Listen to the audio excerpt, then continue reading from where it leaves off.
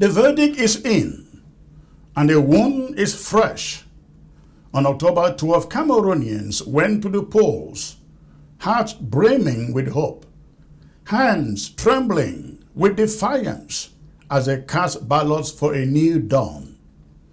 Yet, as the sun set on that day, the rigging machine, that incongruous contraption of fraud, oiled by greed, empowered by impunity, whined to life once more.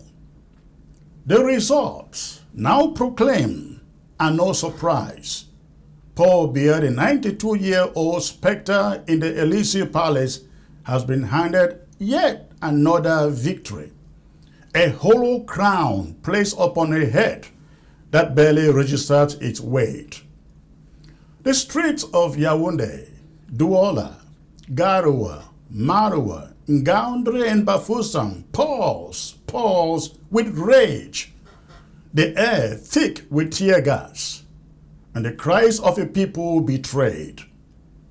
He said, Chiroma, the Union for Change, indomitable standard bearer, stands as a true victor, anointed by the will of millions who choose progress over paralysis, renewal over ruin. But the question that haunts Cameroonians now, as the dust of this electoral heat settles, is stark. What is next? How does Chiroma, the rightful winner, and the Union for Change take back their stolen mandate, their stolen victory? That is a question that haunts them. Tonight, I offer a prescription, not a plea, but a battle plan, sharp as a machete through the tangled vines of Cameroon's oppression. And let me begin with a truth Cameroonians must confront head-on. Targeting Paul Biya himself will be a distraction, a mirage that diverts from the real architects of this election fraud. To be clear, of course, Biya cannot be wholly vindicated. His long reign laid the foundation for this machinery. His acquiescence, its cornerstone. But in 2025, he is no longer the mastermind. If this were 1992, when his political guilt still cut like a blade, or 2008, when his decrees carried the weight of a dictator's resolve, or even 2018, when flickers of his old cunning lingered, then, yes, storming the palace with chants against Biya might have struck the root. Back then, he was a hand that turned the gears, the voice that silenced dissent. But today Paul Biya is a ghost in his own regime, a figurehead propped up by those who profit from his shadow. To chase him now is to swing at smoke, while the real fire consumes the Cameroonian citizens. Let me take you back, ladies and gentlemen, to a moment that laid bare this truth. A scene from December 2022 at the U.S. Africa Leaders Summit in Washington, D.C. Just picture it. A grand hall, world leaders arrayed in diplomatic splendor, cameras capturing every gesture. Paul Biya, flown across continents like a fragile artifact, sat center stage. But when the spotlight turned to him, what did the world see? They saw a man adrift, eyes clouded with confusion, unable to name the city he was in or recognize the dignitaries around him. As his moment to speak arrived, his microphone, cruelly left open, betrayed him.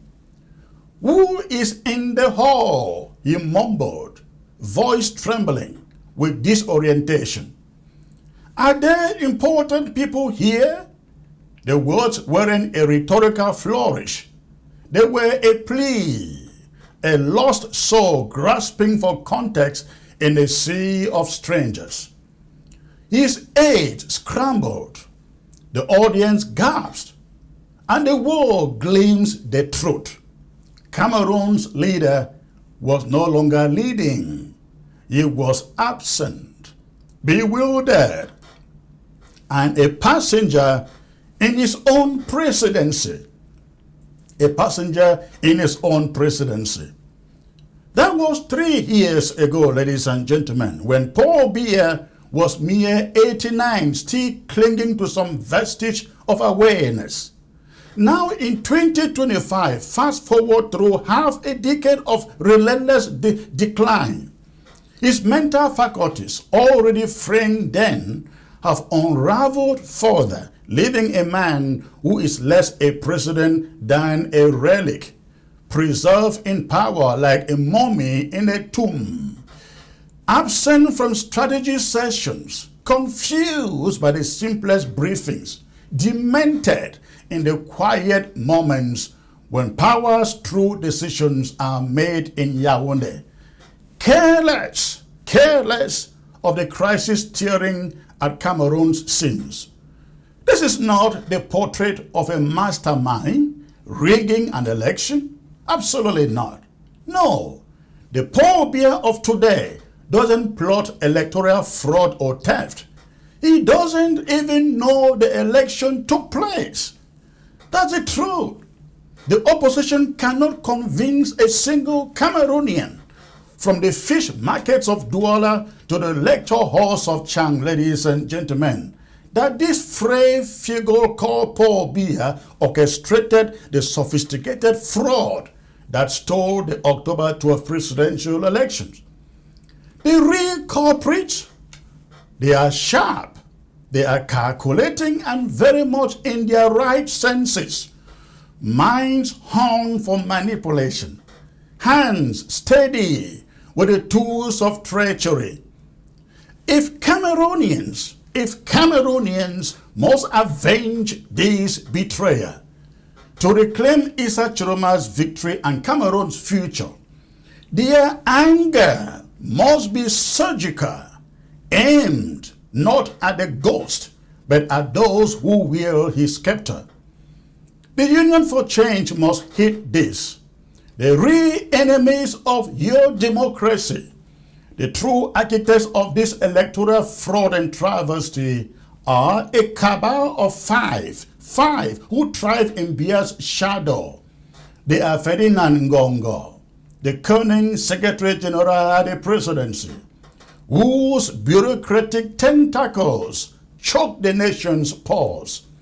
Chantal Biya, the untouchable consort, her influence, a fortress built on wealth and whispers. Paul Atanganji, the territorial administration minister, whose iron grip turns polling stations into battlegrounds. Jacques Fon Ndongo and Frank Biya, the heir apparent, whose ambition casts a long shadow over the regime's succession games.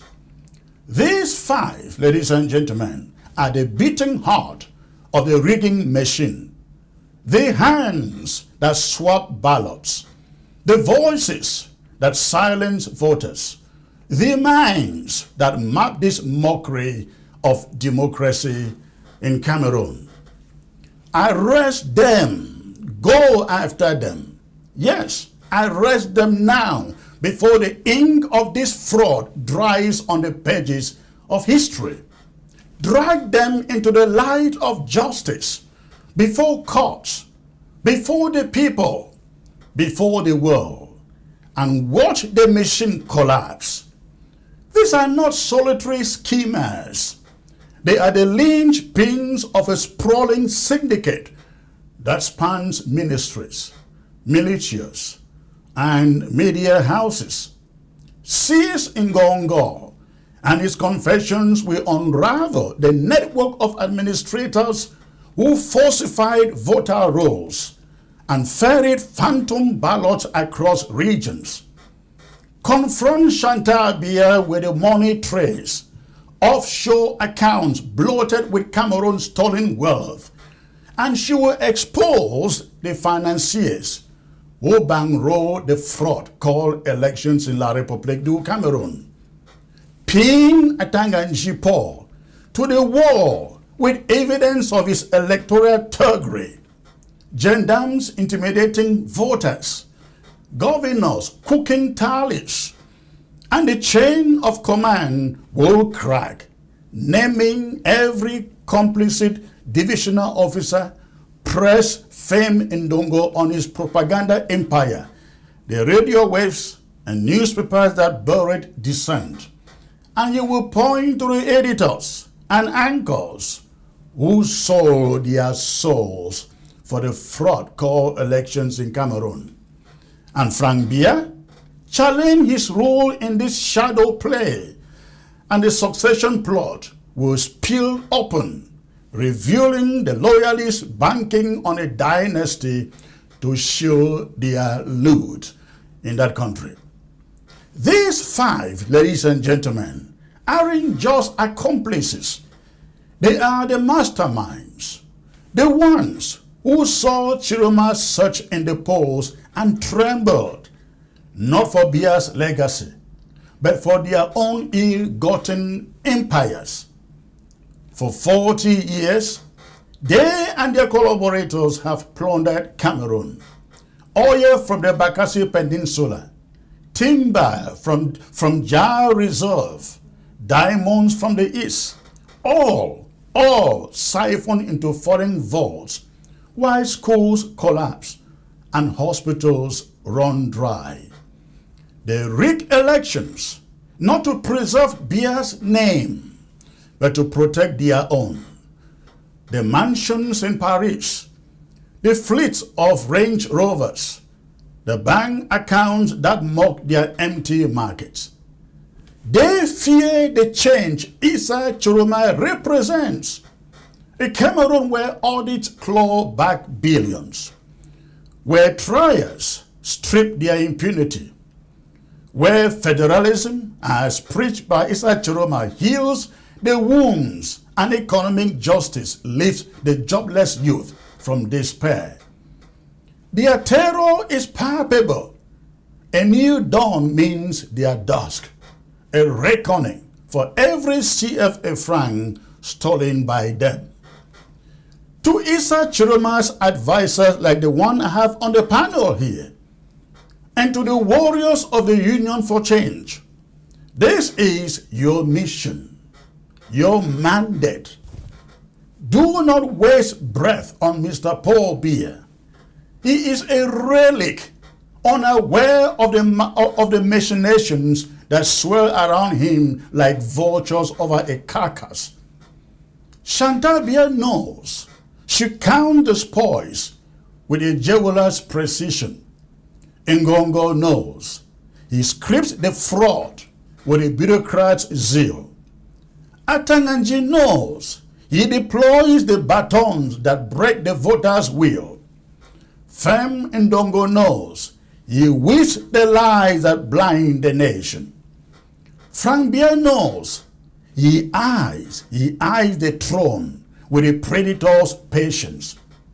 These are the enemies of Cameroon's democracy, the saboteurs of its progress. They are the ones who turn October 12th election into a funeral for the hopes of Cameroonians. March not, ladies and gentlemen, march not on the Elysee Palace, but on their strongholds. Surround their offices with the tide of the people, peaceful, unyielding, armed with evidence and outrage.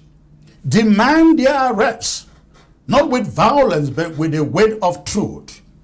Whistleblowers who've seen the ballot boxes stuff, observers who have documented the discrepancies, citizens who have endured the intimidation. The world is watching, Amnesty, the AU, the UN, and their gaze will amplify your cry. Once these 5 are in custody, the dam breaks. Their collaborators will scatter, their secrets will spill, and the regime's rotten core will implode. From that rubble, Chiromai can build a truth commission to expose the thefts, a constitutional assembly to forge a new future, an economy where markets thrive and youth dream beyond borders.